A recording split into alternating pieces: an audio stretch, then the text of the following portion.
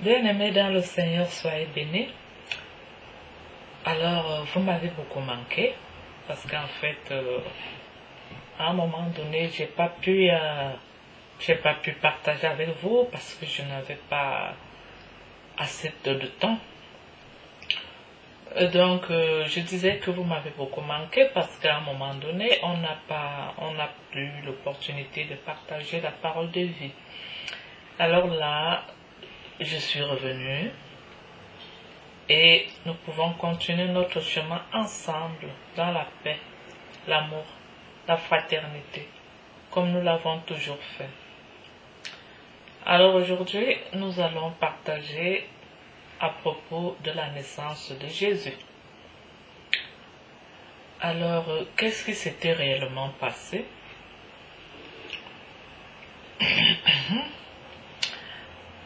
En ce temps-là parut un édit de César Auguste ordonnant un recensement de toute la terre. Ce premier recensement eut lieu pendant que Quirinius était gouverneur de Syrie. Tous allaient se faire inscrire, chacun dans sa ville. Joseph aussi monta de la Galilée, de la ville de Nazareth, pour se rendre en Judée, dans la ville de David, appelée Bethléem, parce qu'il était de la maison et de la famille de David, afin de se faire inscrire avec Marie, sa fiancée, qui était enceinte. Pendant qu'ils étaient là, le temps où Marie devait accoucher arriva, et elle enfanta son fils premier-né, elle l'émailluta et le coucha dans une crèche, parce qu'il n'y avait pas de place pour eux dans l'hôtellerie. Il y avait dans cette même contrée des bergers qui passaient dans les champs, les veilles de la nuit pour garder leurs troupeaux. Et voici un ange du Seigneur leur apparut, et la gloire du Seigneur resplendit autour d'eux. Ils furent saisis d'une grande frayeur. Mais l'ange leur dit, « Ne craignez point, car je vous annonce une bonne nouvelle, qui sera pour tout le peuple le sujet d'une grande joie.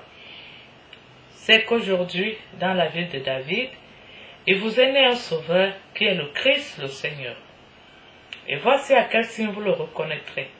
Vous trouverez un enfant émailloté et couché dans une crèche. » Et soudain, il se joignit à l'ange une multitude de l'armée céleste, louant Dieu et disant, « Gloire à Dieu dans les lieux très hauts, et paix sur la terre parmi les hommes qui l'agréent. » Lorsque les anges les eurent quittés pour retourner au ciel, les bergers se dirent les uns aux autres, « Allons jusqu'à Bethléem, et voyons ce qui est arrivé, ce que le Seigneur nous a fait connaître. » Ils y allèrent en hâte, et ils trouvèrent Marie et Joseph, le petit enfant couché dans la crèche. Après l'avoir vu, ils racontèrent ce qui leur avait été dit au sujet de ce petit enfant. Tous ceux qui les entendirent furent dans l'étonnement de ce que leur disaient les bergers. Marie gardait toutes ces choses et les repassait dans son cœur. Et les bergers s'en retournèrent, glorifiant et louant Dieu pour tout ce qu'ils avaient entendu et vu, et qui était conforme à ce qui leur avait été annoncé. Le 8e jour, auquel l'enfant devait être circoncis, était arrivé.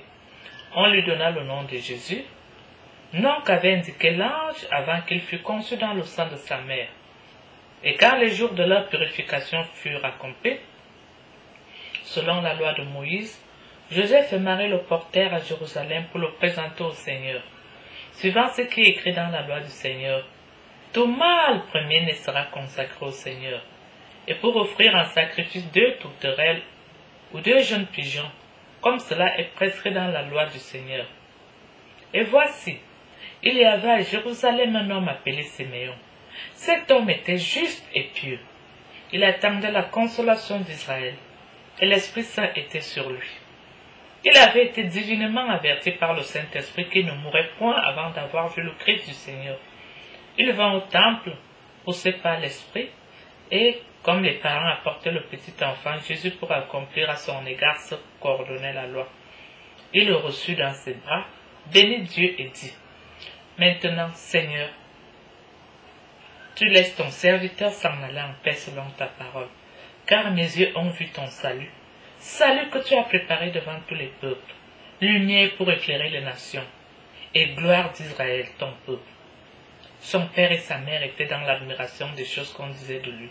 Siméon les bénit et dit à Marie, sa mère,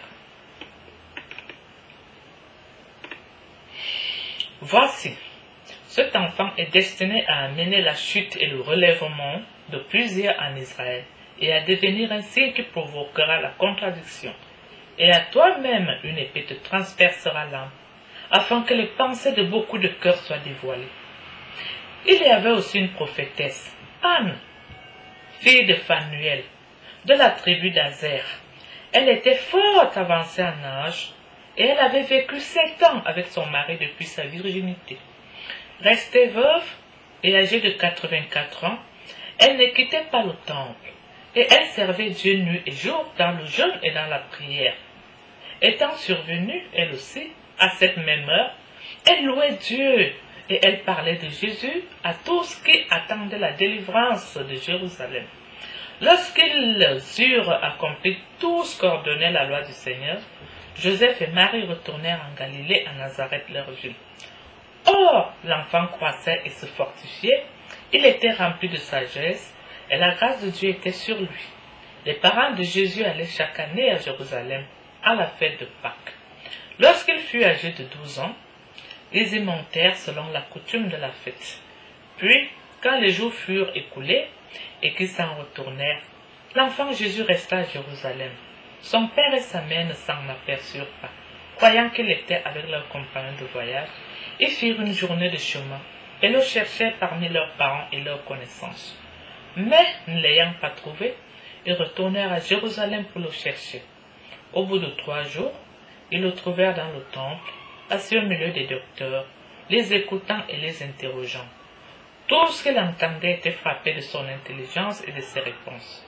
Quand ses parents le virent, ils furent saisis d'étonnement, et sa mère lui dit, « Mon enfant, pourquoi as-tu agi de la sorte avec nous? Voici, ton père et moi, nous te cherchions avec angoisse. » Jésus leur dit, « Pourquoi me cherchiez-vous?